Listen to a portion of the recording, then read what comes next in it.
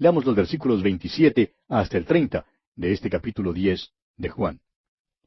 Mis ovejas oyen mi voz, y yo las conozco y me siguen. Y yo les doy vida eterna, y no perecerán jamás, ni nadie las arrebatará de mi mano. Mi Padre que me las dio es mayor que todos, y nadie las puede arrebatar de la mano de mi Padre. Yo y el Padre, uno somos. Sus ovejas oyen su voz. Le siguen, es decir, que la marca de pertenencia en las ovejas es la obediencia. ¿Quiere usted saber si una persona es salva o no, amigo oyente?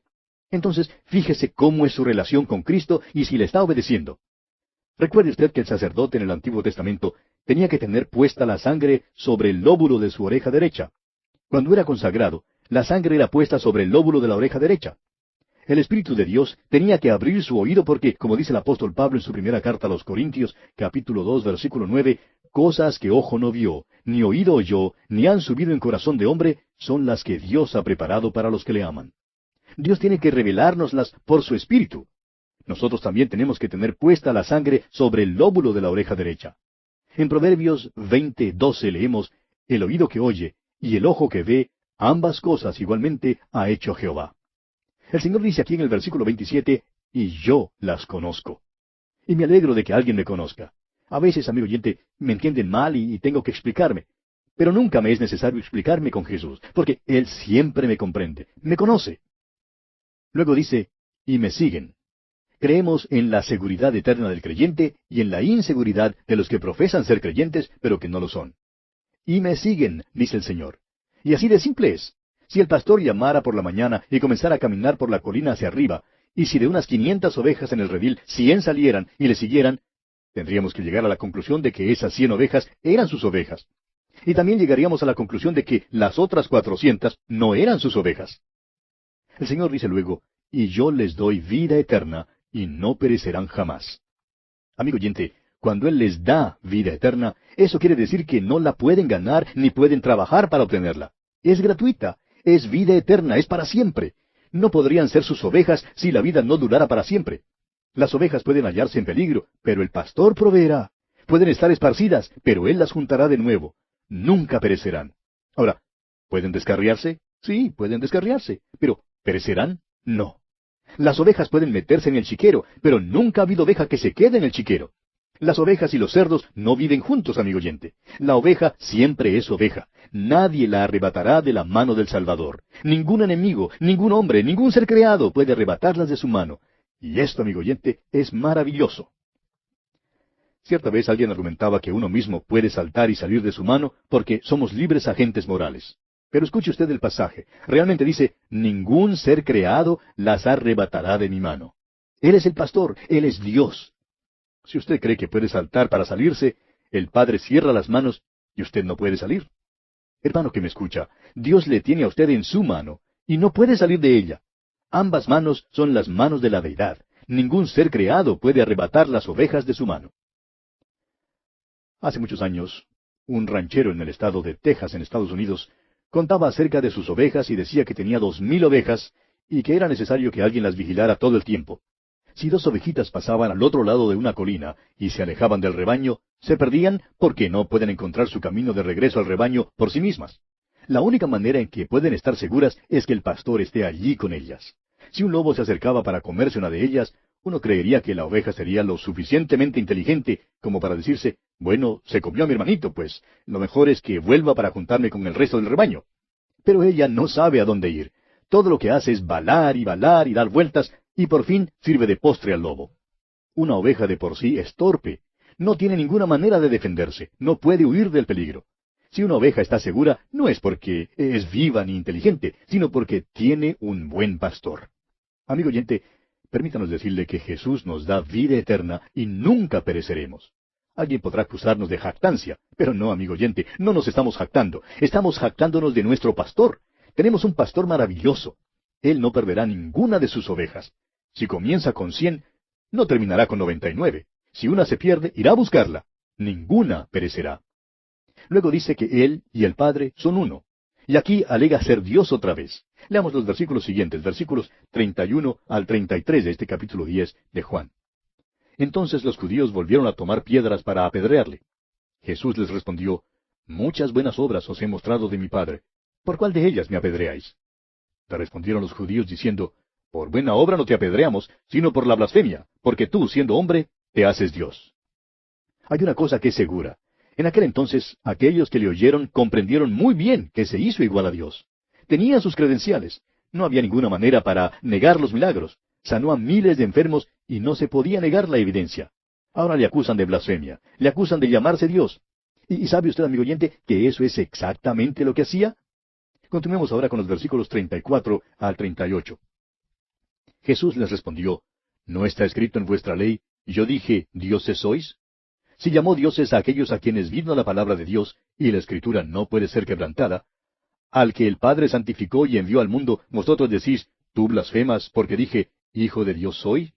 Si no hago las obras de mi Padre, no me creáis. Mas si las hago, aunque no me creáis a mí, creed a las obras, para que conozcáis y creáis que el Padre está en mí, y yo en el Padre. La acusación que ellos lanzaron era que Él, siendo un hombre, se hacía Dios. Jesús entonces les cita el Salmo 82, versículo 6, donde dice, yo dije, vosotros sois dioses, y todos vosotros hijos del Altísimo. Los hombres son llamados para ser los hijos de Dios, pero Jesús es único en que Él es el hombre al que el Padre santificó, ha sido consagrado. Es diferente de cualquier otro en el mundo, porque fue enviado al mundo con una misión. Él está en el Padre, y el Padre está en Él. Veamos ahora los versículos 39 al 42 de este capítulo 10 de Juan. Procuraron otra vez prenderle, pero él se escapó de sus manos, y se fue de nuevo al otro lado del Jordán, al lugar donde primero había estado bautizando Juan, y se quedó allí. Y muchos venían a él y decían, Juan a la verdad ninguna señal hizo, pero todo lo que Juan dijo de éste era verdad. Y muchos creyeron en él allí. Juan el Bautista no hizo milagros. Dio un verdadero testimonio del Mesías. Jesús es el Mesías, el Cristo. Él es el que había de venir. ¿Qué pensáis del Cristo? Esta es la manera de comprobar la posición suya. Uno no puede estar en lo correcto en cuanto a lo demás, a menos que primero esté en lo correcto en su manera de pensar acerca de Jesús. ¿Qué pensáis del Cristo? Si usted, oyente amigo, es su oveja, entonces oirá su voz. Pero si no es su oveja, no le oirá, sino que la voz de Jesús será ahogada en la confusión de voces que le hablan a usted. A sus ovejas les es posible oír al Hijo de Dios.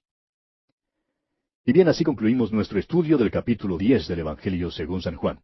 Y llegamos ahora al capítulo 11. En este capítulo, Jesús resucita a Lázaro de los muertos en Betania. Quisiéramos pausar aquí por un momento para considerar el propósito del Evangelio según San Juan. En los primeros 10 capítulos, Cristo se ha estado revelando a un círculo que cada vez es mayor. Comenzó allá en las bodas de Caná, donde se congregaron algunos convidados y sus discípulos. Y al describir el resultado de ese primer milagro de Jesús, las Escrituras dicen que sus discípulos creyeron en él. Al final, en la fiesta de los tabernáculos y en la fiesta de dedicación, la nación entera estaba delante de él. Allí Jesús se presentó a la nación, pero fue rechazado por todos. Rechazaron sus obras allá en el capítulo 5 de este Evangelio, versículo 16. Rechazaron sus palabras en el capítulo 8, versículos 58 y 59. Y vimos aquí en el capítulo 10 que acabamos de estudiar, en los versículos 30 y 31, que rechazaron su persona. Este capítulo es como una especie de intermedio en el relato que hace el evangelista. El ministerio público de Jesucristo ha llegado a su conclusión, y ahora Jesús se retira a un ministerio particular. Concentra ahora sus esfuerzos en alcanzar a individuos y ya no se extiende a la nación. Los eventos aquí tienen lugar en la fiesta de dedicación y la Pascua durante algún tiempo entre los meses de diciembre y abril.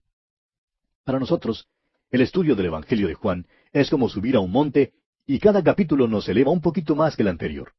Recuerde usted que Juan nos ha dicho el motivo por el cual escribió este Evangelio. Allá en el capítulo 20, versículos 30 y 31, él dice, hizo además Jesús muchas otras señales en presencia de sus discípulos, las cuales no están escritas en este libro. Pero éstas se han escrito para que creáis que Jesús es el Cristo, el Hijo de Dios, y para que creyendo tengáis vida en su nombre. Los judíos rehusaron creer que Jesús fuese el Hijo de Dios. Y Jesús entonces les pidió que creyeran las obras que hacía para que así se dieran cuenta. Por tanto, nosotros hacemos la pregunta suprema. ¿Tiene Cristo el poder para levantar a los muertos? La pregunta de mayor importancia en cualquier religión es en cuanto a la muerte. Hay preguntas que tienen que ver con esta vida, pero el gran misterio es la muerte. La vida también es un gran misterio, pero la vida quedaría prácticamente sin sentido si no hubiese una resurrección de los muertos. La pregunta entonces que hay que hacerle a cualquier religión es si tiene poder sobre la muerte. Muchos tratan de descartar lo milagroso de las Escrituras, incluyendo la resurrección corporal. Son como el hombre que come pescado, pero rehusando creer que el pescado tenga huesos. Ahora bien, puede ignorar los huesos, pero se hallará en apuros y hasta puede ahogarse debido a estos huesos. Pues hacemos lo mismo si tratamos de descartar los milagros de la Biblia. Allí están.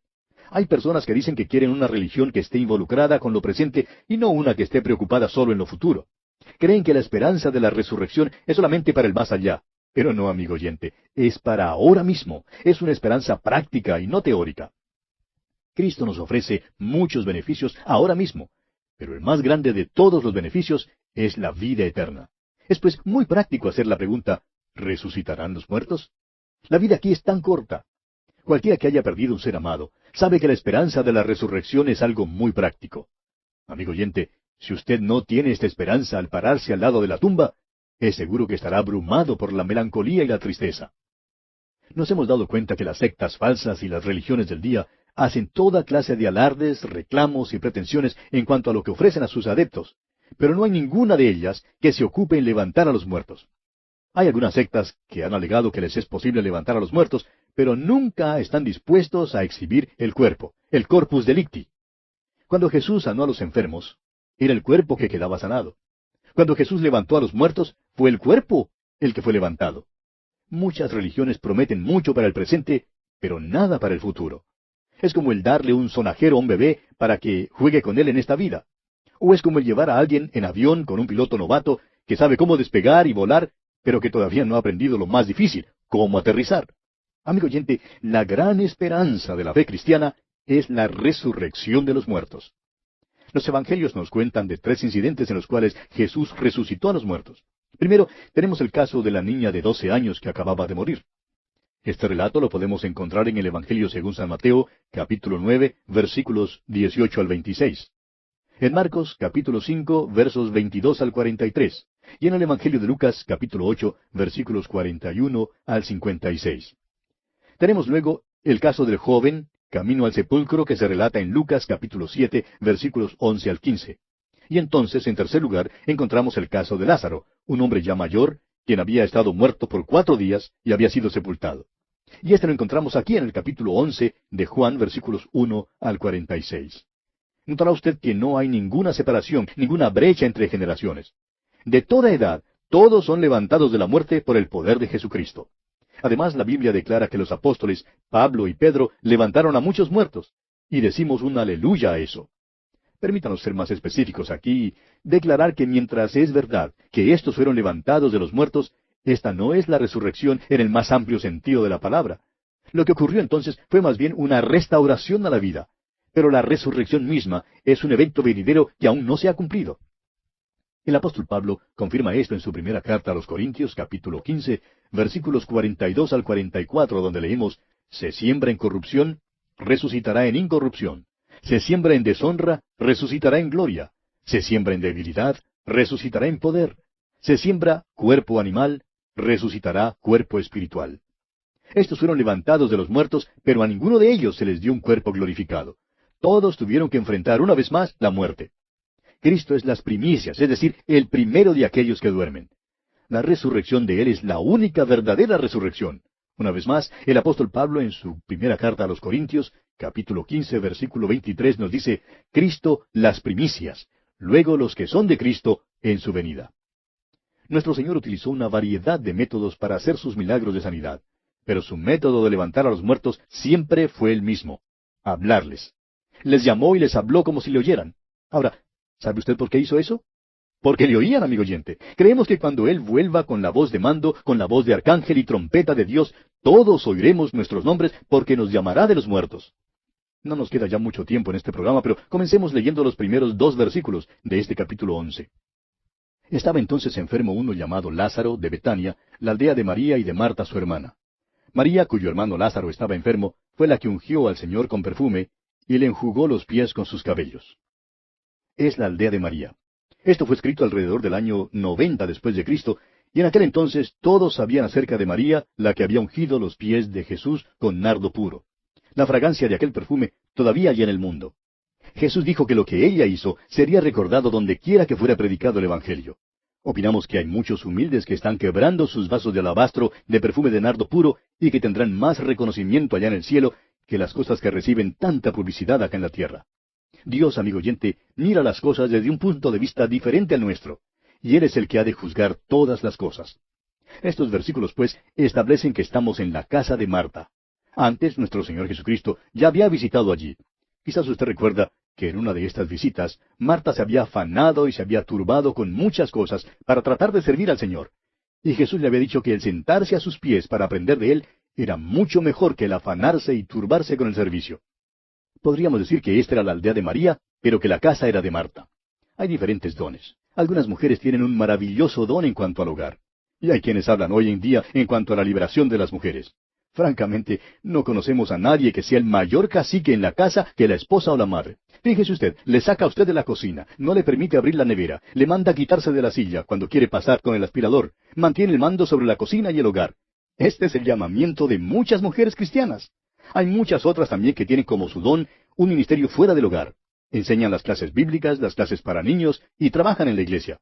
Pero recuerde, amigo oyente, que la mujer que sirve en su hogar está sirviendo al Señor y que la mujer que sirve fuera del hogar también sirve al mismo Señor.